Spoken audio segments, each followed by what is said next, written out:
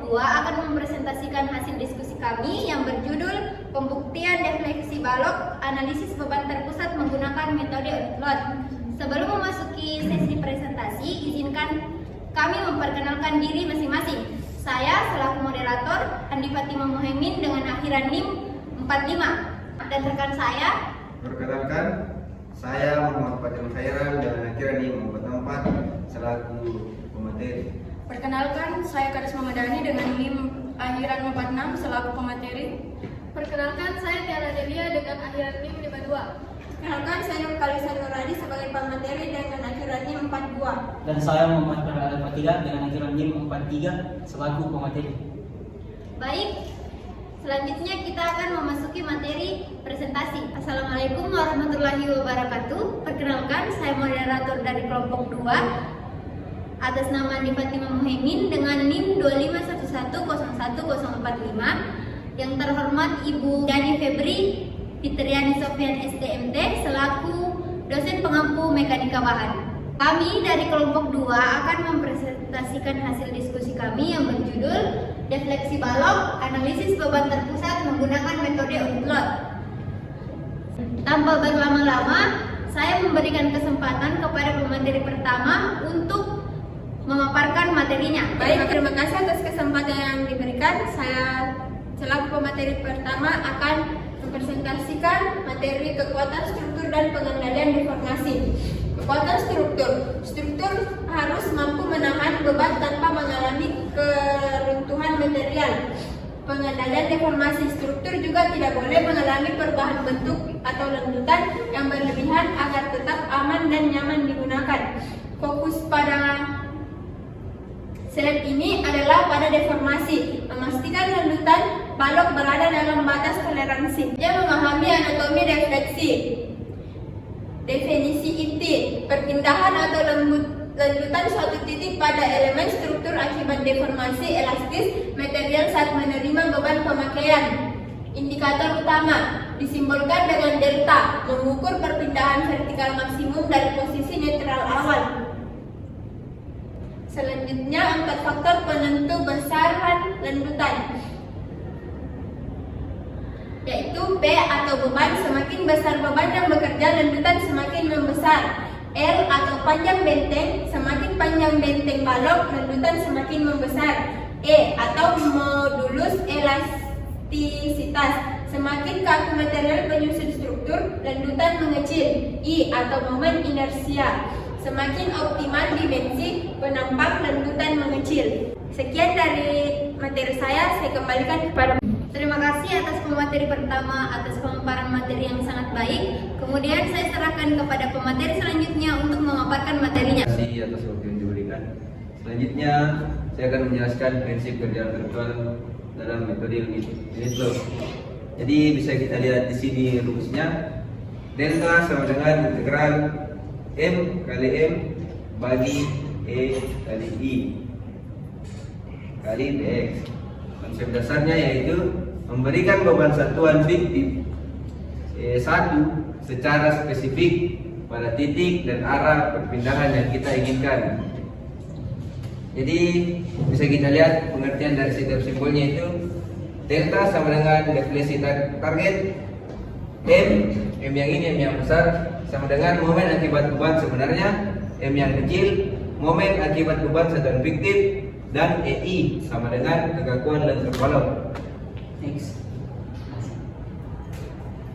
Jadi studi kasus selanjutnya yaitu balok sederhana beban terpusat. Ya, bisa kita lihat pada gambar. Jadi bebannya itu ditaruh di tengah, di pusatnya tengah itu. Jadi L2 ini yaitu 1/2 dari luas balok, dan L ini keseluruhan dari panjang balok. Jadi strukturnya ini balok ini yaitu balok sederhana. Dan posisi bebannya sudah saya jelaskan tadi, terletak di tengah bentang. Kekuatannya itu konstan atau EI. Jadi tujuannya ini balok ini supaya kita mencari rumus untuk defleksi maksimum di tengah bentangnya. Ya, terima kasih kepada moderator, saya kembalikan. Terima kasih kepada pemateri atas pemaparan materi yang telah diberikan. Saya serahkan kepada pemateri selanjutnya untuk memaparkan. Anggota kelompok 4. Saya mengikuti presentasi dari kelompok 2 karena tidak sempat mengikuti presentasi di kelompok saya. Pada slide ini, saya akan menjelaskan perhitungan lanjutan balok menggunakan metode beban satuan atau virtual load. Langkah pertama yaitu momen sistem nyata. Pertama kita menganalisis sistem nyata, yaitu balok sederhana yang menerima beban terpusat P tepat di tengah bentang. Karena posisi beban berada di tengah dan struktur bersifat simetris, maka reaksi tumpuan di kedua ujung balok sama besar, yaitu RA sama dengan RB sama dengan P per 2. Untuk setengah bentang dari titik A menuju tengah balok, yaitu 0 lebih kecil dari X lebih kecil dari L per 2. Persamaan momennya adalah M sama dengan RA kali X, sehingga diperoleh M sama dengan P per 2X. Persamaan ini digunakan untuk menggambarkan distribusi momen akibat beban nyata pada balok. Langkah kedua yaitu momen sistem virtual. Selanjutnya dibuat sistem virtual dengan memberikan beban satuan besar pada titik yang akan dicari lanjutannya, yaitu di tengah bentang. Karena sistemnya juga simetris, maka reaksi tumpuannya menjadi RA sama dengan RB sama dengan 1 per 2. Untuk daerah yang sama, yaitu dari tumpuan A sampai tengah bentang, persamaan momennya adalah M sama dengan RA kali X, atau M sama dengan 1/2X sama dengan X per 2. Momen virtual ini nantinya akan dikalikan dengan momen sistem nyata dalam proses integrasi. Langkah ketiga yaitu substitusi ke persamaan integrasi. Setelah memperoleh persamaan nyata dan momen virtual, keduanya dimasukkan ke dalam rumus metode beban satuan, yaitu S delta sama dengan 2 per deflektif target integral L per 2 0 dalam kurung momen akibat beban sebenarnya dikalikan dengan momen akibat beban satuan fiktif dx. Lalu selanjutnya dimasukkan ke dalam variabel ini, sehingga diperoleh bentuk integral yang siap dihitung untuk mendapatkan nilai lanjutan maksimum di tengah bentang. Sekian presentasi dari saya kembalikan kepada moderator. Terima kasih atas pemaparan materi yang telah diberikan. Saya serahkan kepada pemateri selanjutnya untuk memaparkan materinya. Terima kasih atas kesempatan yang telah diberikan. Di sini saya akan menjelaskan langkah keempat. Pada langkah keempat ini dilakukan penyelesaian kalkulus untuk menghitung defleksi balok menggunakan metode unit load. Yang pertama, menyatukan penggali konstan atau mengeluarkan konstanta dari dalam integral. Seperti kita lihat di samping, delta sama dengan 2 per EI dibagi P per 4 integral L per 2 0 X2 dx. Yang kedua, dilakukan proses integrasi terhadap fungsi X kuadrat.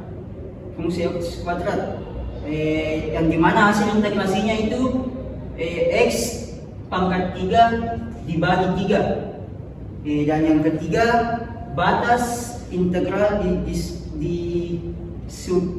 disubstitusikan dari 0 hingga L per 2. Seperti kita lihat di sini, X-nya disubstitusi menjadi L per 2, yang dimana D sama dengan P 2 EI dibagi L2 per 3 per 3. Lalu disederhanakan menjadi P sama dengan 2 EI dibagi L per 3 per 8 per 3. Oke, next. Kita masuk di hasil akhir pembuktian.